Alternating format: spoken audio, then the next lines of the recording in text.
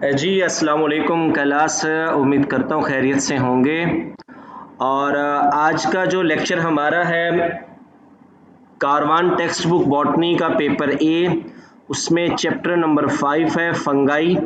और उसकी आगे डिवीज़न है बेसिडियो माइकोटिना, जिसे बेसिडियो माइकोटा भी कहते हैं। और इस ग्रुप में जितनी भी फंगाई आती हैं हम उन सबको बेसिडियो माइसीड्स का नाम देते हैं। इसकी रीडिंग स्टार्ट करते हैं, साथ साथ एक्सप्लेनेशन भी।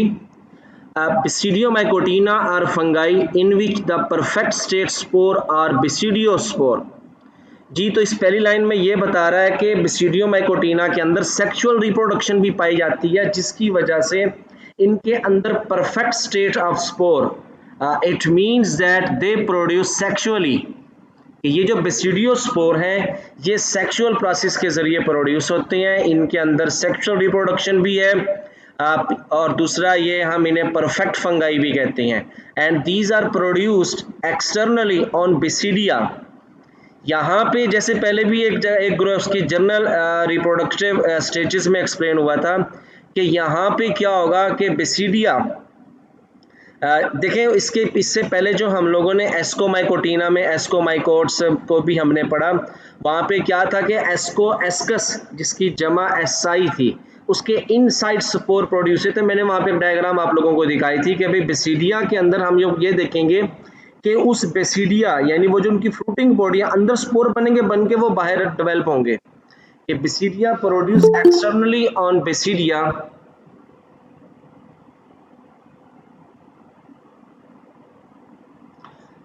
The number of basidiospore is definite, usually 4, क्योंकि these are product of meiosis। General account इसमें इसके हम लोग जनरल फीचर्स देख लेते हैं, वो क्या है। The member are terrestrial and may be saprophytic or parasites. अच्छा, जैसे आप लोगों ने अक्सर देखी हैं वो जो हम पढ़ के आए हैं पहले भी, रस्ट समट के बारे में, मशरूम्स के बारे में, वो सब इसी से बिलोंग करती हैं।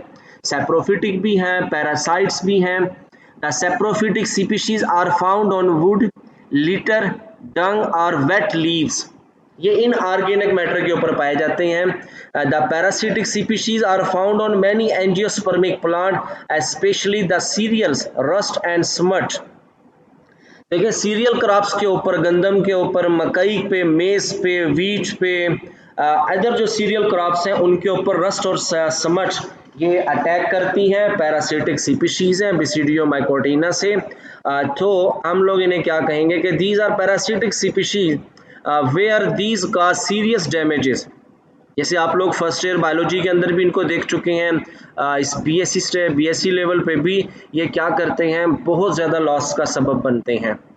इनकी जो माइसीलियम है वो क्या है। The mycelium consist of well developed septate microscopic hyphae that penetrate the substratum and absorb nutrients. ये क्या करते हैं, अपने होस्ट की बॉडी के अंदर अपनी माइसीलियम यानी फंगाई को पेनिट्रेट करके वहां से न्यूट्रिएंट्स को एब्जॉर्ब करते हैं। The mycelium is variously coloured.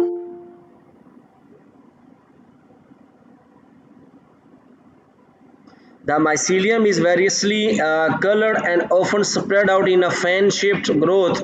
In some species, hyphae form thick strand rhizomorph strands, यानी कि वो hyphae एक दूसरे के साथ interwoven होके strands बनाते हैं। The hyphal wall is usually composed of microfibril of chitin and glucanes in a majority of basidiomycetes। जैसा कि अदर फंगाई में भी होती है, काइटन इनकी सेल वाल को बनाता है।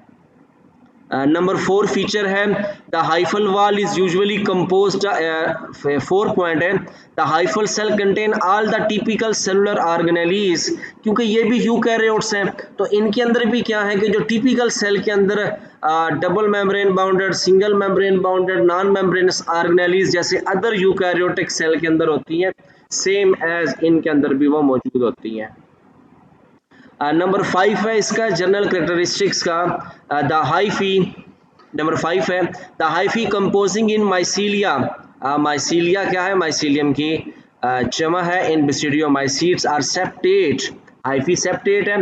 The septa is characterized by presence of a pore that allow cytoplasmic continuity. अब देखें जो सेप्टेड हाइफी होती है मोस्टली उनकी जो सेल उनके एक सेल से दूसरे सेल में उसी सेम हाइफी के अंदर एक क्रॉस वाल होती है जिसे हम लोग सेप्टा कहते हैं।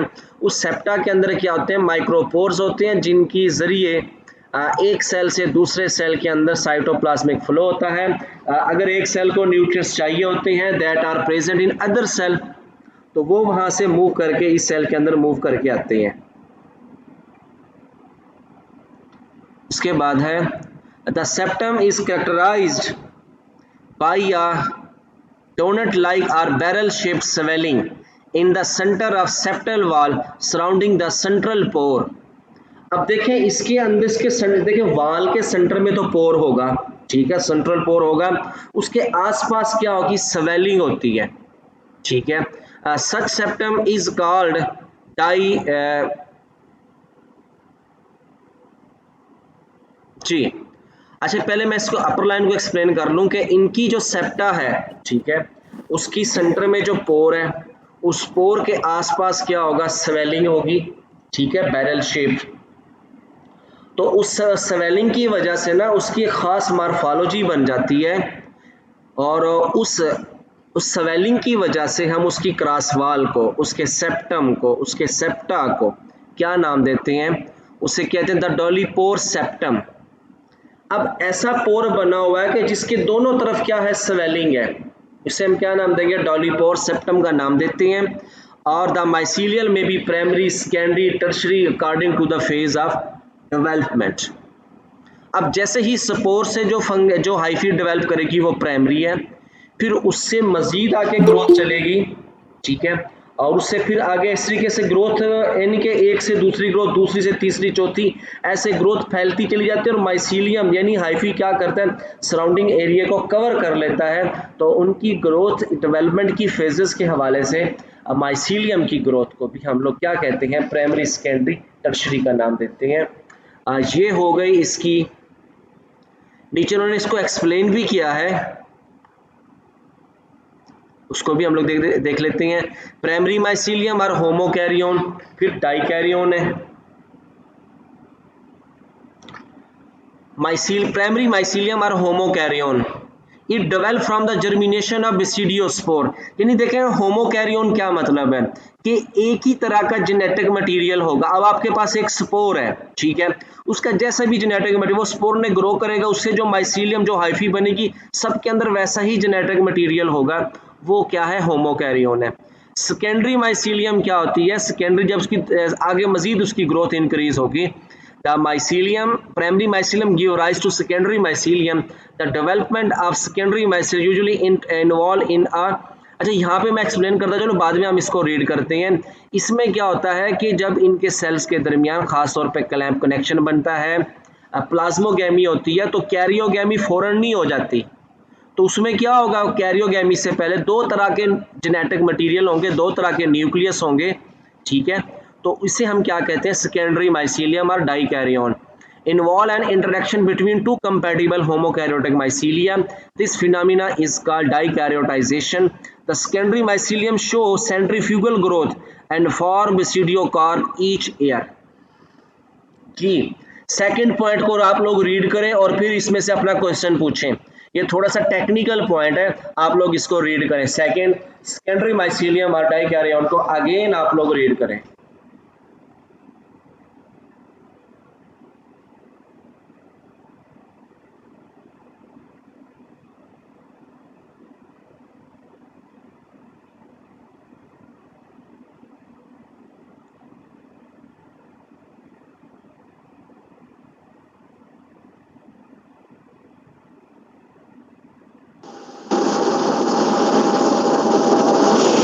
सर अस्सलाम वालेकुम। जी वालेकुम सलाम। सर ये ना इसमें ये सेंट्रीफ्यूगल ग्रोथ का क्या मतलब है? पहले तो देखें सेंट्रीफ्यूगल है क्या चीज, ठीक है। सेंट्रीफ्यूगल का किसी के पास ओल्ड कंसेप्ट है आप लोगों के पास, देन फिर मैं एक्सप्लेन करता हूँ। जी कोई एक मेंबर। सर ये तो इसमें मतलब डेंसिटी की बुनियाद पे सेपरेशन होती थी, इस तरह की कोई चीज पड़ी थी, ये सेंट्रीफ्यूग जो था। सर सेंटर से जो चीज़ बाएँ की तरफ जाती जाए उसको सेंट्रीफ्यूगल बोलेंगे। इक्वल डिस्टेंस पे हो।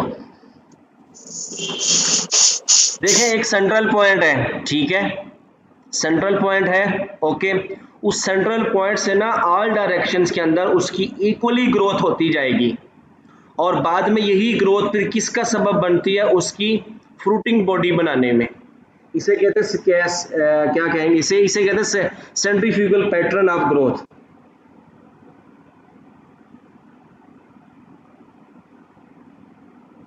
ये बात क्लियर हुई आप लोगों को या नहीं?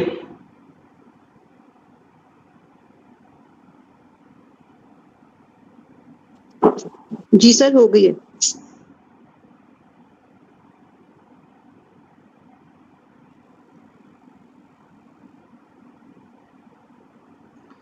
देन उसके बाद है टर्शरी माइसीलियम। अब देखिए secondary mycelium form complex tissue to produce sporophore और basidiocarp. This organise specialised tissue is called tertiary mycelium. अब यहाँ पे क्या होगा, यहाँ पे प्रॉपर उसकी स्पोरोफोर यानी बेसिडियोकार्प वगैरह बनेगी, जिसके अंदर बेसिडियोस्पोर ने आगे क्या करना है, बेसिडियोस्पोर ने आगे प्रोडक्शन देनी है। इसे हम क्या कहेंगे, टर्शरी माइसीलियम का नाम देंगे। सेकेंडरी माइसीलियम मिलके टर्शरी माइसीलियम बनाती है और टर्शरी माइसीलियम के अंदर बेसिडियोकार्प की फॉर्मेशन सामने आती है। देन है डाइकैरियोटाइजेशन। ये क्या चीज़ है, इसमें क्या होगा कि दो होमोकैरियोटिक माइसीलिया एक दूसरे के साथ इंटरेक्शन करती हैं, ठीक है, इंटरेक्शन करेंगे, उनकी क्या होगा, दो सेल आपस में फ्यूज करेंगे, प्लाज्मोगेमी हो जाती है और देन क्या होगा, दो न्यूक्लियस उसके अंदर आ जाएंगे एक दूसरे के साथ। हम इसे क्या कहते हैं, डाइकैरियोटिक फेज भी कहते हैं, डाइकैरियोन भी कहते हैं। The development of secondary mycelium usually by the interaction between two compatible homokaryotic mycelia is called dikaryotisation. इसमें आप लोगों ने देखे ना, अब जैसे जैसे हम फंगाई के अंदर अर्ली उसके स्टार्ट के पेजेस में भी देखा था कि जब सेक्सुअल रिप्रोडक्शन होती है तो उसमें क्या होता है, प्लाज्मोगेमी देन कैरियोगेमी। अब प्लाज्मोगेमी के फौरन बाद कैरियोगेमी तो नहीं हो जाती, जब तक कैरियोगेमी नहीं हुई, न्यूक्लियस की फ्यूजन नहीं हुई, तो दो न्यूक्लियस एक साथ मौजूद हैं, डिप्लाइड तो हैं अभी। अब वो स्टेज क्या होगी, डाइकैरियोटिक होगी कि इसके पास दो न्यूक्लियस है, दो तरह का जेनेटिक मटेरियल है। ये वाला फीचर भी इनके अंदर, यानी जो यहाँ पे लिखा हुआ है dikaryotisation, this is the feature of secondary mycelium, उसको थोड़ा सा एलेबोरेट किया यहाँ पे जी। इसको आप लोग रीड करें अब, डाइकैरियोटाइजेशन को क्या चीज है। सर इसको हम ये कह सकते हैं कि सेल की फ्यूजन होगी आपस में। बिल्कुल, देखिए सेल की फ्यूजन हुई, साइटोप्लाज्म एक साथ इकट्ठा हो गया दोनों सेल्स का, ठीक है, दोनों हाइफी के सेल्स का, तो अभी न्यूक्लियस की फ्यूजन नहीं हुई।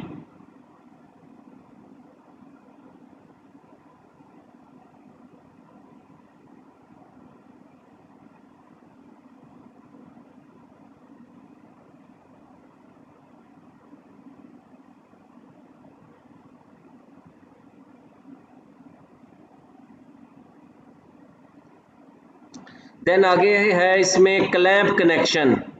जी स्टूडेंट्स, ये देखें आप लोग, पहले तो देखें इसकी डायग्राम को, आप लोग इसको फोकस करें अभी सिर्फ, देन हम लोग इसको रीड कर लेंगे।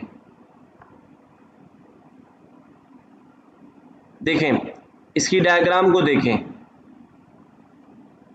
नजर आ रहा है आप लोगों को?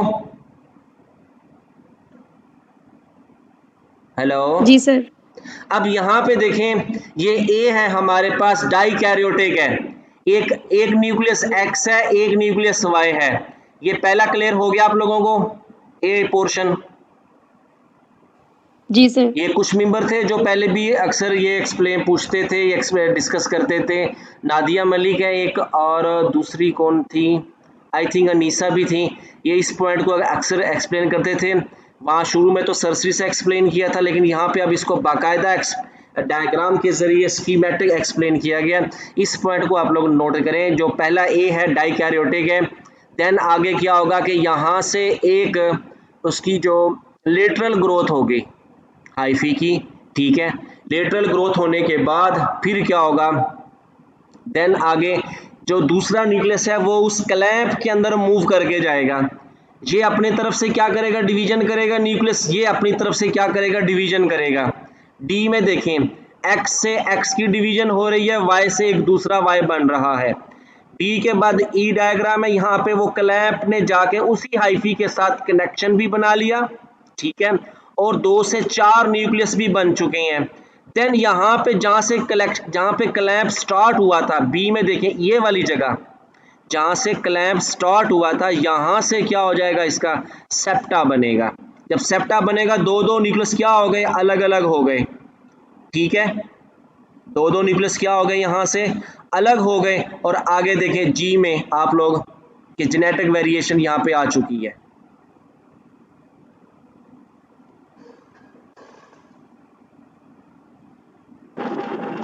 सर ये ई और एफ वाला जरा दोबारा बताइएगा। ये देखें पहला ए बी सी तक गौर करें। डी में क्या था कि जो एक एक्स न्यूक्लियस था, एक वाई न्यूक्लियस था। एक्स ने अपनी डिवीजन करके न्यूक्लियस ने अपना दूसरा एक्स बना रहा है, वाई वाला दूसरा वाई बना रहा है, यानी न्यूक्लियर डिवीजन चल रही है अभी। यहाँ पे देखें जो एक्स था पुराना, उसके साथ एक वाई था, ये एक्स डॉट और वाई डॉट तो न्यू बने हैं, ठीक है। तो यहाँ से एक्स जो ओल्ड है वो ये वाई वो मूव करेगा उसी क्लैंप के साथ साथ जाके उस पुराने एक्स के साथ वाई भी इकट्ठा हो गया। और यहाँ पे क्या बनेगा, इस जगह पे जहाँ पे कर्सर है, यहाँ पे सेप्टा बन रहा है, ये देखें नजर आ गया। ये वाल इसी वाल के साथ आके मर्ज हो जाएगी और एक तरीके से क्या किया इन्होंने, अपने जैसा न्यू बना लिया।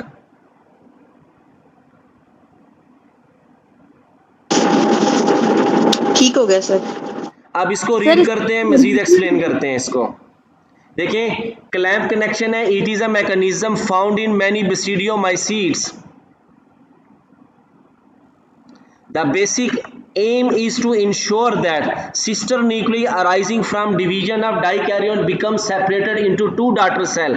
ये देखें इन्होंने क्या बना दिया है, देखें अब देखें यहाँ पे ये वाला जहाँ पे कर्सर है, ये ओल्ड सेल है, इसने अपने जैसा न्यू सेल बनाया है और अपने ही जैसा जेनेटिक मटेरियल उसको दिया है डॉटर न्यूक्लियाई भी डॉटर सेल के अंदर। देखें इस अर्ली लाइन को देखें, क्लैंप कनेक्शन का बेसिक एम क्या है कि इनका बेसिक एम ये है कि ये अपने सिस्टर न्यूक्लियाई को जो पुराना न्यूक्लियस होगा उसकी डिवीजन के नतीजे में बनाते हैं और फिर अपने जो उनका डॉटर सेल होता है उसको सेपरेट भी कर देते हैं। Clamp connection begin as a short branch from an end of cell, आखिरी सेल। देखें अब ये देखें अगेन देखें आप लोग उसको, डायग्राम नजर आ रही है ना आप लोगों को, ए डायग्राम को देखें इस वक्त आप लोग, ये इस हाइफी का टिप वाला सेल है, क्लियर, आवाज नहीं आ रही मेरी? सर आ रही है आवाज। ये इस हाइफी का टिप वाला सेल है। अब इसने डिवीजन करके आगे सेल बनाना है, जैसे ग्रोथ होती है, जैसे प्लांट के अंदर टिप में ग्रोथ होती है, प्राइमरी ग्रोथ, वो टिप वाले सेल डिवाइड करके नए नए सेल बना के नए सेल को ऐड करके अपनी ग्रोथ बढ़ाती हैं। अब देखो यहाँ पे जी में ये वही टिप वाला सेल है, उससे एक नया सेल बन गया डॉटर सेल। जो नया डॉटर सेल बनना है उसको वैसा ही जेनेटिक मटेरियल भी तो चाहिए। वो जेनेटिक मटेरियल इसको किसके जरिए मिला है, क्लैंप कनेक्शन के जरिए मिला है। From an end cell of growing hyphae and form a bent hook, the tip of which connect with the cell wall near the septum as the wall between clamp and cell dissolve हो गया, nucleus divide करेगा, one division is so oriented that one of its daughter nuclei is formed and in clamp and other in mother cell। देखिए एक mother cell में एक clamp cell में जाएगा, the other division is oriented horizontally in the mother cell, the daughter nucleus in clamp then migrate into mother cell and two septa are formed, दो septa बने हैं और mother cell has divided into two cell while the dikaryotic condition is perpetuated with nuclei of different mating type always present in the newly। अब ये है, ये मौजूद है इसके साथ। टिप वाला सेल ग्रो करेगा, क्लैंप कनेक्शन के जरिए जेनेटिक मटेरियल की डिवीजन होगी और पेरेंट सेल में भी रहेगा और न्यू जो बने हैं वो डॉटर सेल में माइग्रेट करके जाएंगे। ये है।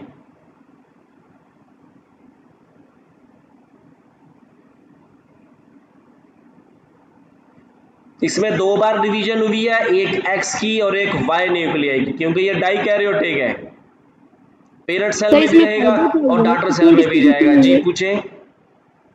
इसमें फायदा क्या हुआ, इक्वल डिस्ट्रीब्यूशन, ये फायदा है इसका। इक्वल डिस्ट्रीब्यूशन भी है, ठीक है। दूसरा इसकी ग्रोथ चल रही है, असल मकसद तो ग्रोथ करना है। पहले यहां तक हाइफी की ग्रोथ थी, अब यहां तक चली गई है। जो नया सेल बनेगा उसको वैसा ही मटेरियल चाहिए, तो ये क्लैंप कनेक्शन के जरिए इसकी मूवमेंट होती है और सेप्टा के जरिए उसकी सेपरेशन हो जाती है।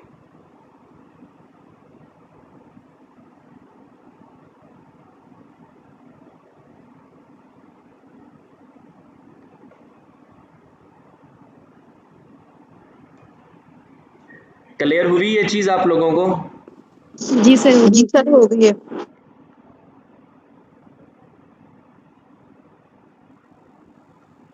देखिए ना, नॉर्मली तौर पे जैसे सेल डिवीजन वगैरह चलती है, एक से दो न्यूक्लियस है, लेकिन यहाँ पर तो डाइकैरियोटिक की फेज है कि दो न्यूक्लियस हैं।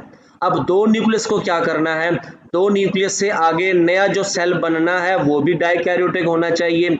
इस बात को इंश्योर करना है कि डाइकैरियोटिक से डॉटर डाइकैरियोटिक बनाना है, तो उसके लिए फंजाई के अंदर एक प्रोसेस है जिसका नाम है क्लैंप कनेक्शन, ये इसका है।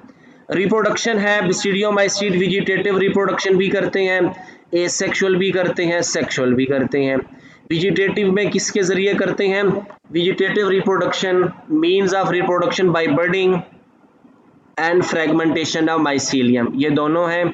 और एसेक्सुअल के अंदर ये कोनिडिया भी बनाते हैं, आर्थ्रोस्पोर भी बनाते हैं और या ओइडिया भी बनाते हैं। इनको वन बाय वन एक्सप्लेन करेंगे। और सेक्सुअल रिप्रोडक्शन है,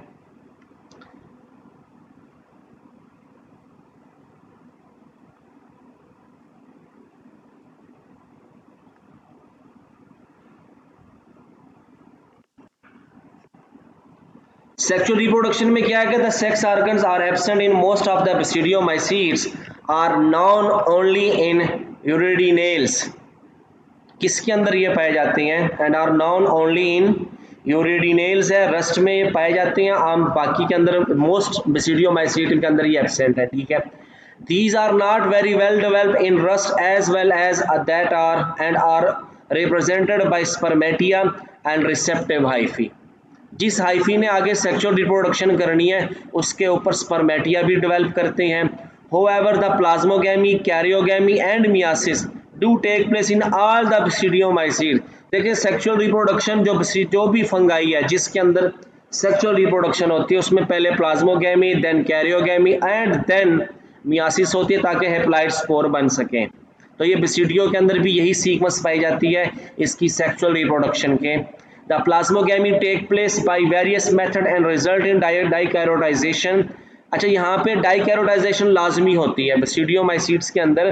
प्लाज्मोगैमी के फौरन बाद कैरियोगैमी नहीं होती। जो प्लाज्मोगैमी के बाद की जो स्टेज है, कैरियोगैमी से पहले दो न्यूक्लियस एक साथ होते हैं, ये लॉन्ग टाइम स्टेज है।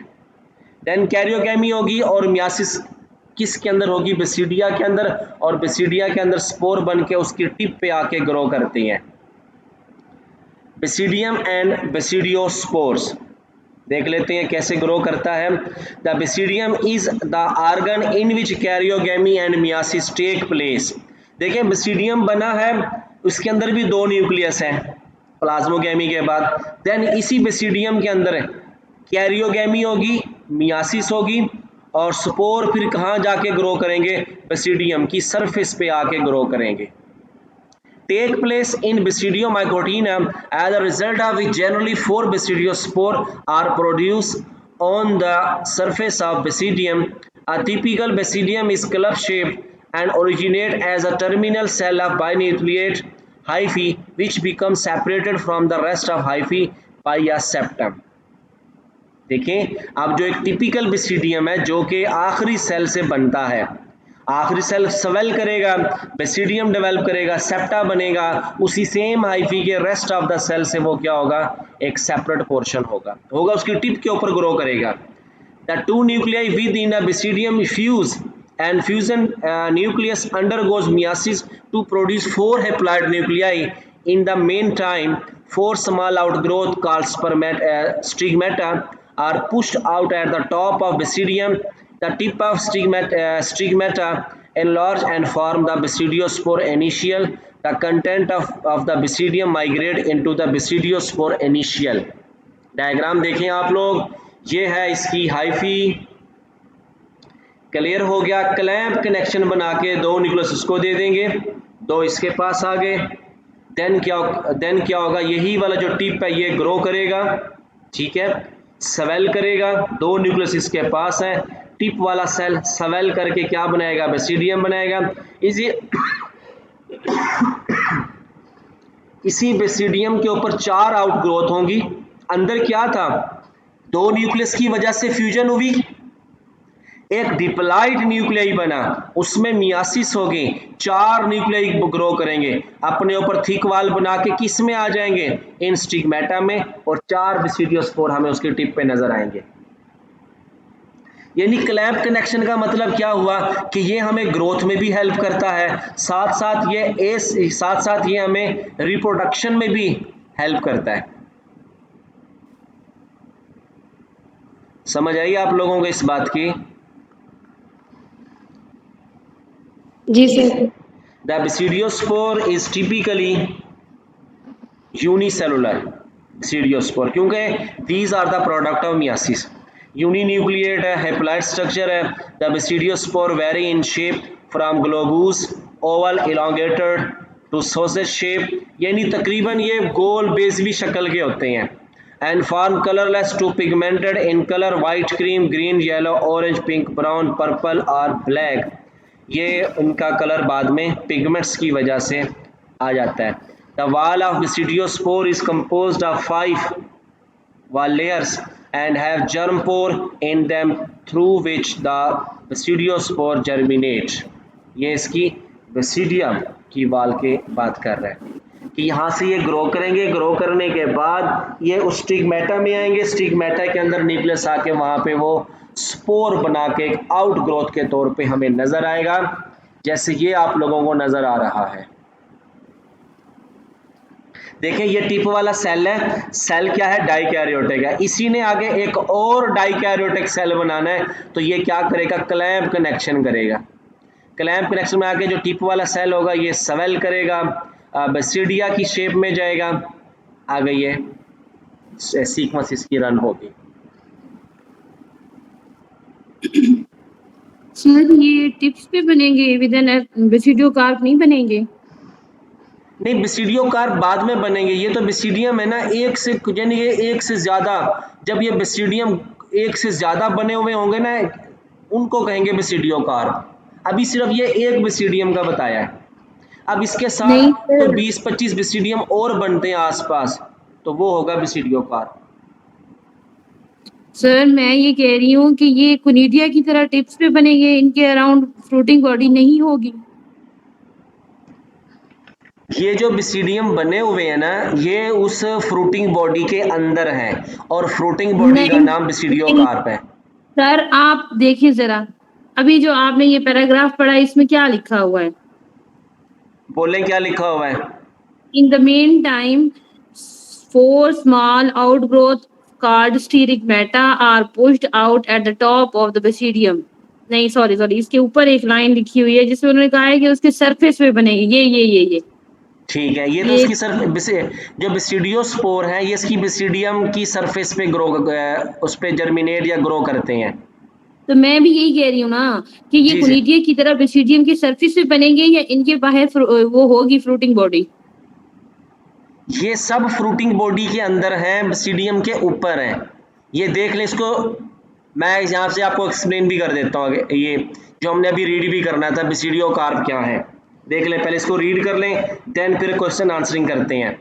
Basidiomycetes produce their basidia in highly organized fruiting bodies, the basidiocarp. The basidiocarp vary in size from microscopic to a meter or more in diameter. Basidiocarp may be opener, remain permanently closed. The spore are liberated on disintegration of basidiocarp where these are closed. The mushroom, shell fungi, coral fungi, puffball, earth star, stinkhorn and bird nest fungi are all basidiocarp. The basidia are formed in definite layers called hymenaea. वो जो hyphae mature होगी जिसके ऊपर basidia बनेगा hymenaea होगा. The basidia may contain sterile element which may be basidioles or cystidia which are larger in size and protrude beyond the other hymeneal element. Both these structures are sterile and provide spore for the fertile basidia. Line number 3 में देखें जी.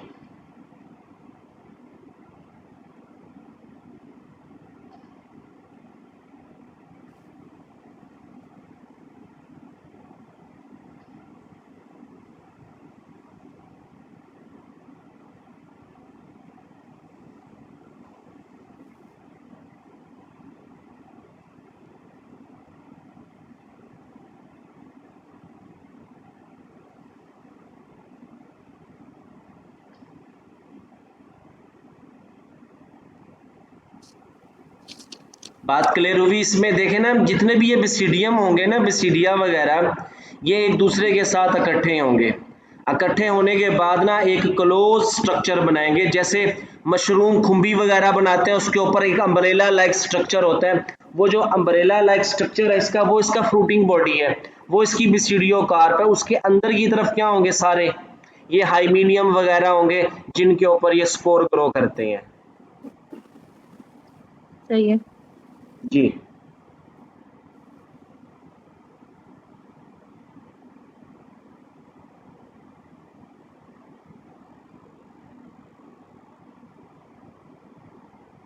दूसरा ये उसकी outside the होते हैं और फिर ये इजीली लिबरेट भी हो जाते हैं.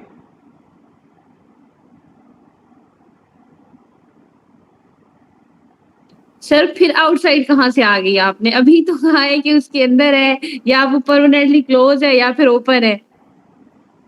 नहीं, बात सुने ना. क्लोज से मुराद ये नहीं है, क्लोज से मुराद ये है एक दूसरे के साथ साथ इकट्ठे होके अम्ब्रेला की तरह स्ट्रक्चर बनाया इन्होंने.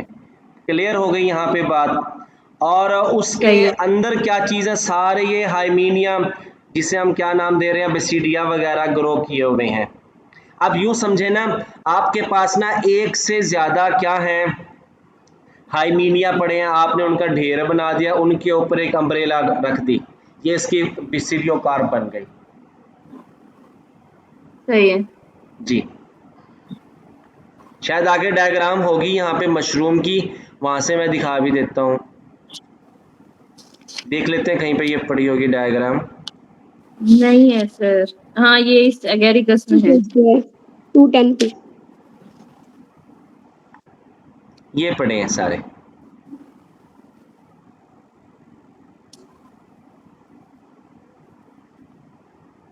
ये बना हुआ है सारा. इसको मैं थोड़ा साइज मिनिमाइज करता हूँ.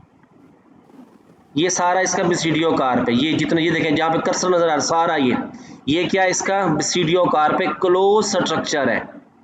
अब ये इसमें क्या, गिल्स जो नजर आ रहे हैं आप लोगों को, ठीक है, गिल्स नजर आ रहे हैं. गिल्स के साथ, गिल्स में क्या है, इनके साथ हाइमीनिया मौजूद है. ये हाइमीनिया ही इसके साथ है.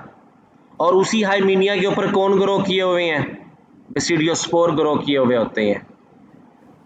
यूं समझें, ये जो इसमें स्वेलन पोर्शन हमें नजर आ रहे हैं, फूले हुए सारे, ये बेसिडिया है.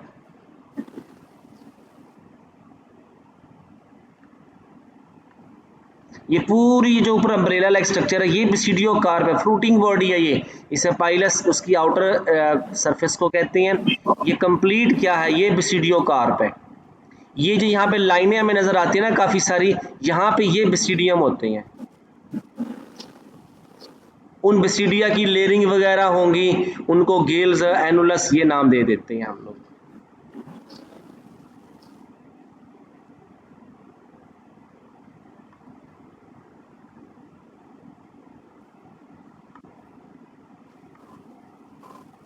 वो जो लिमेली नजर आ रहे थे आप लोगों को, उस, ठीक है, उन्हीं के अंदर क्या ग्रो किया, उनकी हाइफी पड़ी है उसी पाइलस के अंदर, फ्रूटिंग बॉडी के अंदर ये बसीडिया है, स्टिग्मेटा है और स्पोर ग्रो किए हुए होंगे।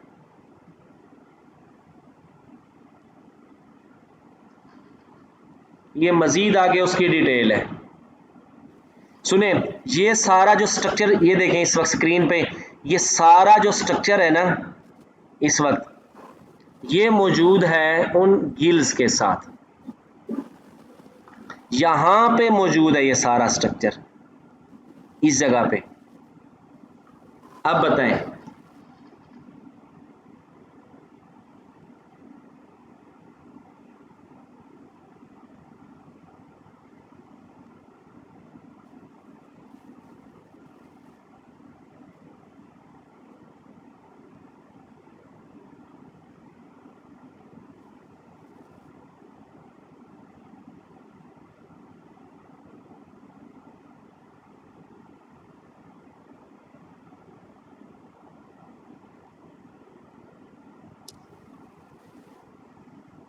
जी इसमें से पूछें आप लोग अपना क्वेश्चन।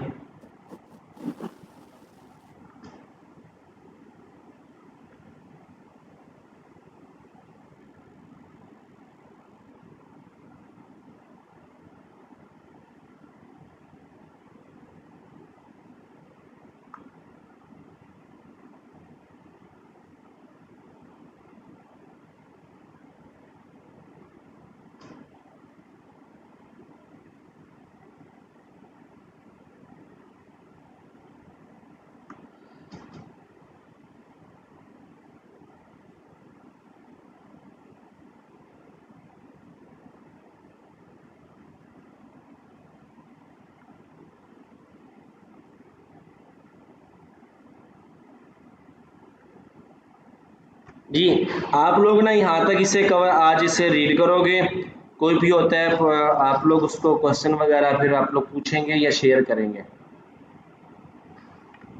क्लियर हो गया ये आप लोगों को? जी सर, इसकी हो आप गया। लोग रीडिंग करें यहाँ तक इन 3 से 4 पेजेस की।